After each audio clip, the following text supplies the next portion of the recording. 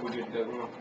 Okay, we're with Dennis Kusinich, Congressman from Ohio, who has introduced 35 articles of impeachment to the Congress. If you would, for our listeners, can you bring us up to speed on where we're at right now with this? The articles are in the Judiciary Committee, and the committee is going to have to make a decision whether or not they're going to hold a hearing on the articles. I've indicated that if they do not hold a hearing within the next 30 days, I'm going to be back to the Congress with a more expanded list of articles. With regards to the war in Iraq, do you think the Bush administration was deliberately lying to the American people with regards to weapons of mass destruction, or were they just misinformed as Mr. Bush has claimed? Well, they had plenty of intelligence to suggest to the contrary. So I think that they distorted the intelligence and therefore proceeded to ask the American people to go to war based on information they knew was false. Hello, Congressman. This is Brian. Yes, sir. I would first like to take this opportunity to say that you are a true patriot for what you are doing and for upholding the Constitution of the United States, unlike many of your colleagues. Well, you know, I'm very concerned that we're losing our country. I just came off the floor of the House right now. We just passed we're passing a law here that will give the government expanded wiretapping capabilities. And I think that, you know, we're at a period in American history where if we don't stand up for our liberties, we're going to lose them. And we cannot let a government lead us into a war based on untruths, nor engage in torture, wiretapping, rendition, nor engage in spying without challenging that government. Congress is supposed to be a check and balance to executive abuse of power. So I'm using the constitutionally permissible and mandated approach of impeachment so as to redress the imbalances that have occurred. Amen. Would you also agree that the President right now has even more power than King George III, with whom we fought the American Revolution? You know, that's a very interesting analogy, because historians would note the buildup of the military and the cessation of power, or the irrigation of power to an executive as being, and the quest for empire as being quite similar to what drove the British Empire. And I think the parallel is quite instructive and is appropriate. We have a government which has the power to wage war without the permission of Congress, without a declaration of war from Congress, that it can keep people in the military for lengths of time beyond which they signed up for. It can borrow huge amounts of money to put us deeper and deeper into debt to keep a war going without regard to the real resources of this country, ability to pay back.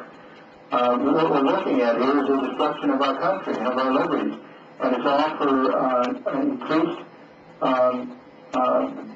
buildup of war, and which leads to great profits on the part of the arms manufacturers and on the part of oil companies and others, while the American people are really suffering. You know, we have people who don't have the housing they need, can't send their kids to the schools they want, don't have health care for their families, can't get around because they can't afford gasoline, and we're keeping a war going, a war that is not based on the truth. The President takes an oath to uphold and defend the Constitution, but as you well know, President Bush has signed into law such acts as the Patriot Act, the Military Commission Act, that seriously erode our civil liberties. It is my contention that Mr. Bush broke his oath on this issue alone. Could you comment on that? I voted against the Patriot Act because I read it, and I voted against the Military Commissions Act because I understood what it was doing in terms of giving people a get-out-of-jail-free card. You know, we have a government of laws, not of men. And when we forget that, and we say, well, just because we happen to like a certain person, it's okay, he can do whatever he wants, he can violate the Constitution, he can send us to war based on untruth, he can approve of wiretapping and other illegal activities. If we fail to hold that person accountable, we're not helping anybody. We're hurting our Constitution, we're hurting our country. I agree with you. We're really looking at a nation that's at risk here. And I really feel that our democracy is in peril, and that the founding principles which brought this nation to a place of honor in the world are being trashed. Article 34 of your impeachment proceedings, obstruction of the investigation into the attacks of September 11th, I found this very interesting. Many have called for a new investigation into the events of 9/11. Do you think a new investigation may be justified in lack of a real investigation by the 9/11 Commission report? Well, yes, there are questions that have been raised and not answered with respect to, why did the president respond to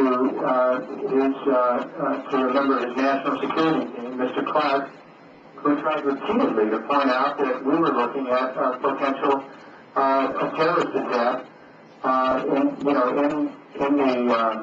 the period of September 2001 and in that general area, and he tried desperately to get meetings with the president and with top officials, and he was rebuffed repeatedly. We need to find out why that was. We need to find out why he wasn't able to get his message through, except there was a brief meeting a week before 9/11.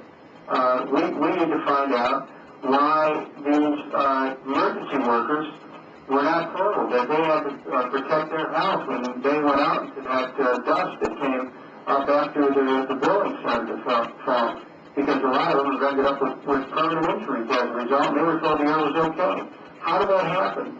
I mean, there are other questions that come up with 9/11 that still remain to be resolved, but I don't think the American people generally believe that we've been told everything there is that happened, that the government has really been on the up and up with the explanation about 9/11 from the period preceding 9/11 and right up to from the period afterwards in terms of how it was handled. Why do you suppose that the media has been so quiet on the proceedings of impeachment? I think it's a number of things. I think one is the Democratic leadership said a couple of years ago that impeachment's off the table. But the question is, if impeachment's off the table, what's on it? We can't take the Constitution off the table. That's what we're here to rally around. I think we've really gone down a road here which is very dangerous because the media essentially assumes, well, since impeachment's off the table, there's no reason to discuss these violations because nothing's going to happen as a result. The Democratic leadership made a great mistake in announcing even before they took power that they weren't going to hold this administration to the highest level of accountability. I think that the next thing is because the media itself bought into the idea of the necessity of the war and carried uncritically the reports of the government without respect to the truth. Some of them found out later on, like the New York Times apologized to the manner in which they proceeded. But that's little comfort to a lot of dead soldiers' families and innocent Iraqis who perished as a result of this war. We're in a period where we really have to strive to know the truth. The Bible says if you know the truth will set you free. But we don't know the truth yet, and we're still trapped in this slavery of lies. And I want to make sure that America comes to a place where we can have truth, have reconciliation, and move on with the glory of this nation and the love of this nation that all of us come to expect is what our America should be about. But it's not there right now. We're really losing our country to lies and to destruction of our civil liberties. Those articles of impeachment, I would urge your listeners to take an opportunity to read them, and if you agree with them, please pass the word to your friends.